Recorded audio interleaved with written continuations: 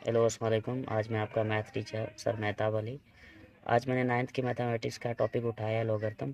तो लॉगरिथम में हमारे पास जो है दो पार्ट्स होते हैं, एक होता है मेंटिसा और एक होता है मेंटिसा, दूसरा होता है करेक्टरिस्टिक। तो आज जो हम इसके हवाले से स्टडी करेंगे कि मेंटिसा क्या है और करेक्टरिस्टिक क्या है। तो आज पहले हम जो है करेक्टरिस्टिक को देखते हैं। ठीक है। करेक्टरिस्टिक जो होता है हमारे पास जो होता है वो 10 बेस के ऊपर जो पावर होता है वो हमारे पास जो है करेक्टरिस्टिक होता है। ठीक है। जैसे ये मैंने फॉर्मूले में लिखा है कि log a multiply by 10 raise to power n है। तो n जो हमारे पास होता है कंसीडर किया जाता है कि करेक्टरिस्टिक के तौर पे कंसीडर किया जाता है। करेक्टरिस्टिक आपका पॉजिटिव भी हो सकता है, नेगेटिव भी हो सकता है और ज़ीरो भी हो सकता है। ठीक है। और दूसरा है आपके पास मेंटिसा। अब जो मेंटिसा है आपके पास, मेंटिसा जो है हमें सर्च करना पड़ता है लॉग टेबल में से। ठीक है। वो भी कोफिशिएंट के हिसाब से हमें सर्च करना पड़ता है, जो कोफिशिएंट होता है उसके हिसाब से हमें जो है मेंटिसा सर्च करना पड़ता है लॉग टेबल में। अब जो कोफिशिएंट जो हमारे पास होगा नेचुरल नंबर होगा और डेसिमल नंबर होगा। ठीक है।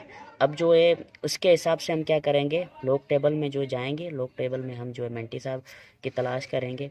अब इसका फार्मूला क्या है मेंटी साहब को तलाश करने का, मेंटी साहब को जो है हम ढूंढने का तरीका ये है कि कॉलम बाय रो, C/R, मतलब कॉलम बाय रो हम तलाश करेंगे। ठीक है। मतलब पहले हम कॉलम में देखेंगे, उसके बाद हम जो है रो में देखेंगे। तो ये इसका एक तरीका है। मेंटिसा की मैं आपको एक और बात बता दूं कि मेंटिसा में तकरीबन, मेंटिसा फाइंड करने के लिए तकरीबन मैक्सिमम से मैक्सिमम जो हमारे पास है 4 डिजिट्स होने चाहिए। मिनिमम 3 डिजिट्स, मैक्सिमम 4 डिजिट्स होने चाहिए। अदरवाइज़ अगर ज़्यादा है तो हम या तो उनको राउंड ऑफ करेंगे या तो हम उन्हें ओमिट कर देंगे। ठीक है। तो मैंने जो है यहाँ पर आपका जो है पॉजिटिव करेक्टरिस्टिक के हिसाब से एक एग्जांपल लिया है कि log x is equal to log 405.3। ठीक है। अब हमने पहले प्रीवियस लेक्चर में पढ़ा था कि जो हम साइंटिफिक नोटेशन में कन्वर्ट करते हैं, एक स्टैंडर्ड फॉर्म वाली या ऑर्डिनरी फॉर्म वाली जो हमारे पास वैल्यू होती है उसको कन्वर्ट करते हैं साइंटिफिक फॉर्म में। तो मैंने यहाँ पर क्या किया है, इसको साइंटिफिक फॉर्म में कन्वर्ट किया है, उसके बाद मैंने इसको लॉग में लिख दिया है। ठीक है। अब जो हमारे पास जो 10 के ऊपर पावर होगा, ठीक है, 10 के ऊपर जो भी पावर होगा वो हमारे पास करेक्टरिस्टिक कहलाएगा। अब ये जो पॉइंट वाला हिस्सा है, ये वाला हिस्सा है कोफिशिएंट है, ये कोफिशिएंट जो है इसकी मदद से हम क्या मालूम करेंगे, इसकी मदद से हम मेंटिसा मालूम करेंगे। ठीक है। तो याद रखें हमारे पास जो है इसका फार्मूला ये है कि हम 40 वाले कॉलम में जाएंगे। ठीक है। कॉलम के बाद हम रो में तलाश करेंगे। ठीक है। रो जो है 5 नंबर की रो में हम तलाश करेंगे। ठीक है। जो रो हमारे पास ऊपर होती है 5 नंबर में हम तलाश करेंगे। और याद रखें 4 जो डिजिट्स होते हैं उसमें मीन डिफरेंस भी शो किया जाता है। जो आखिरी डिजिट्स होता है वो हमारे पास मीन डिफरेंस फाइंड करने के लिए होता है। ठीक है। अब इसका फार्मूला ये है कि मेन डिफरेंस में भी हम ये क्या करते हैं, अगर लॉग टेबल हो या लॉग टेबल हमारे पास हो तो हम उसमें जो है तलाश कर सकते हैं। आप तलाश भी कर सकते हैं, ये मैंने आपको फार्मूला उसके हवाले से बता दिया है। ठीक है। अब ये कॉलम बाय रो और मल्टीप्लाई बाय वो भी आपका जो होता है कॉलम में ही होता है। ठीक है। उसके बाद आपको मैंने दूसरा एग्जांपल दिया है, किसका दिया है, ये आपको दिया है नेगेटिव करेक्टरिस्टिक का। नेगेटिव करेक्टरिस्टिक क्या है आपका, नेगेटिव करेक्टरिस्टिक जब भी हम किसी नंबर को राउंड ऑफ करते हैं या हम किसी भी नंबर को हम जंप करते हैं left hand side to right hand side, तो हमारे पास जो उसका पावर होता है वो नेगेटिव में होता है, जैसे मैंने यहाँ पर लिखा है। ठीक है। अब करेक्टरिस्टिक नेगेटिव में शो करने का तरीका है कि हम इसको -3 की जगह पे हम 3 के ऊपर बार लगा के लिख सकते हैं। ठीक है। बाकी वही तरीका है आपको मेंटिसा फाइंड करने के लिए, कॉलम बाय रो। 3 डिजिट्स होते हैं यहाँ पर, जो देखें मैंने आपको कहा था कि अगर 4 डिजिट्स है तो उसका मेन डिफरेंस आखिरी वाला जो डिजिट्स होगा उसमें जो हम मेन डिफरेंस फाइंड करेंगे। आप लोगरिथम टेबल देखेंगे तो उसमें क्या है कि ये हमारे पास जो आखिरी वाला जो होता है एक छोटा सा कॉलम बना हुआ होता है उसमें मेन डिफरेंस दिखाया जाता है। ठीक है। मेन डिफरेंस भी हमें तलाश करना पड़ता है, लेकिन 3 डिजिट्स में कोई भी हमारे पास मेन डिफरेंस नहीं होता। ठीक है। जहाँ जैसे यहाँ पर मैंने लिखा है कॉलम बाय रो, तो उसमें कोई भी मेन डिफरेंस नहीं होता। और उसके अलावा मैंने आपको नेगेटिव वाला सिखाया। और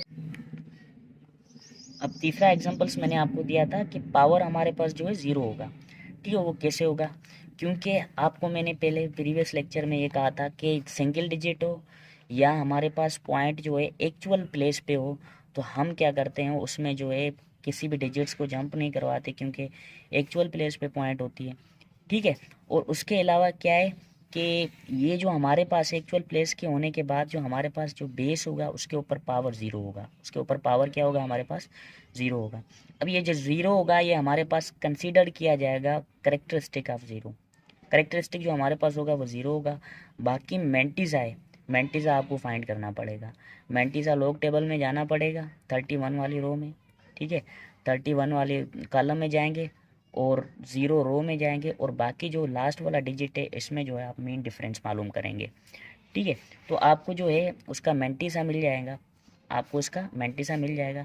और याद रखिए मैंने प्रीवियस लेक्चर में, मैं आपको बार बार ये बता रहा हूँ कि प्रीवियस लेक्चर में मैंने जो कुछ भी बताया है उसके हिसाब से अगर आप प्रीवियस लेक्चर देखा होगा तो आपको जो है इसके बारे में पूरा पता चल जाएगा कि भाई जो हमारे पास है ज़ीरो पावर कैसे आया, किस तरह आया, क्योंकि सिंगल डिजिट्स ये एक्चुअल प्लेस पे हमारे पास जो पॉइंट होती है इस वजह से हम जो है करेक्टरिस्टिक हमारे पास जो होगा ज़ीरो ही होगा। अब कुछ मेन पॉइंट है मैं आपको बताऊंगा कि कोफिशिएंट जो हमारे पास होता है वो नेगेटिव नंबर में नहीं लिखा जाता, क्योंकि आपको पता है नेचुरल नंबर कभी भी नेगेटिव नंबर में नहीं लिखे जाते। और डेसिमल नंबर भी हमारे पास जो है नेगेटिव नंबर में नहीं लिखे जाते, क्योंकि नेगेटिव नंबर मतलब साइंटिफिक नोटेशन में हम जो है उस डेसिमल नंबर्स को नेगेटिव में नहीं लिख सकते, ठीक है। अब डेसिमल नंबर जो हमारे पास होते हैं हमेशा जो है नॉन इंटीजर होते हैं, आपने पढ़े होंगे इंटीजर्स और नॉन इंटीजर्स पढ़े होंगे, उसमें जो नॉन इंटीजर जो हमारे पास है सारे डेसिमल नंबर जो हमारे पास नॉन इंटीजर है, ठीक है। हमारे पास जो डेसिमल नंबर हैं, ठीक है, अब इसको फ़र्ज़ करो मैंने लिखा -4.056 मल्टीप्लाई बाई 10⁻², तो ये मेरा गलत होगा। यहाँ पर मैंने लिखा है -3 मल्टीप्लाई बाई 10⁻0, तो ये भी मेरा गलत होगा। ये दोनों मैंने जो क्रॉस लगा दिए मतलब ये गलत है, ऐसे नहीं हो सकता। उसके अलावा जो हमारे पास तीसरी पॉइंट है कि if we have a 1 digits then extra digits will be added to find the mantissa. अगर हमारे पास एक सिंगल डिजिट होगा तो हम क्या करेंगे, दो एक्स्ट्रा नॉन ज़ीरो डिजिट्स जो है ऐड करेंगे। ज़ीरो डिजिट्स क्या है हमारे पास, दो ज़ीरो ऐड कर देंगे, क्योंकि हमें मेंटिसा फाइंड करना है, क्योंकि हमें मिनिमम जो है 3 डिजिट्स चाहिए। तो मैंने क्या किया है, 3 डिजिट्स रिक्वायर्ड 3 डिजिट्स पूरा करने के लिए मैंने 2 ज़ीरो एक्स्ट्रा लगा दिए, ठीक है। तो इसकी मदद से आप मेंटिसा फाइंड कर सकते हैं। और चौथी पॉइंट हमारे पास ये है कि if we have a more then 4 digits, अगर हमारे पास जो है 4 से ज़्यादा डिजिट्स है then extra digits will be omitted और राउंडेड ऑफ।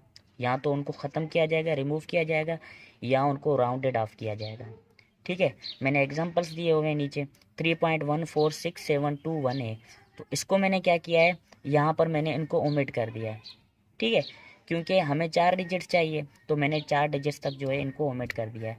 यहाँ पर 3.147 यहाँ तक मैक्सिमम जो है मैंने 4 डिजिट्स तक जो है इनको ओमिट कर दिया। अब यहाँ पर एक बात आती है कि आपने ओमिट क्यों किया और राउंडेड ऑफ कैसे किया।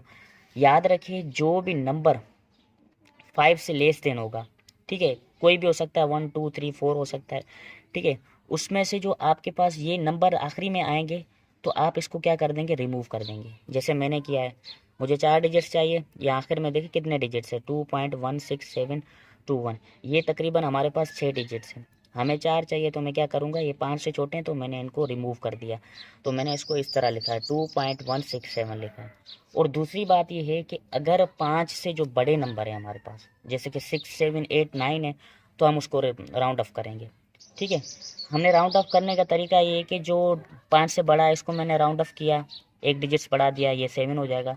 उसके बाद जो आखिरी डिजिट्स हमें 4 चाहिए तो ये मैंने इसको बढ़ा दिया यहाँ तक, तो ये हमारे पास 7 8 में तब्दील हो जाएगा, ठीक है। इसको मैंने इस तरह लिखा है 3.168 लिखा है। और तीसरी पॉइंट ये है कि 5 के बराबर होने चाहिए, ठीक है, 5 के बराबर है तो उसको भी हम राउंड ऑफ कर देंगे। यहाँ पर मैंने लिखा है 4.6975 लिखा है, क्योंकि ये 5 के बराबर है। तो मैंने क्या किया है, इस 5 को मैंने राउंड ऑफ किया, एक जो है हमारे पास नंबर है एक डिजिट से बढ़ा दिया है, 7 को मैंने 8 में चेंज कर दिया है, तो इसको मैंने इस तरह लिखा है 4.698 लिखा है। तो आज का लेक्चर हमारा जो है लोगरिथम के हवाले से था। इंशाल्लाह नेक्स्ट जो लेक्चर बनाएंगे वो लॉ ऑफ लोगरिथम्स के हवाले से बनाएंगे।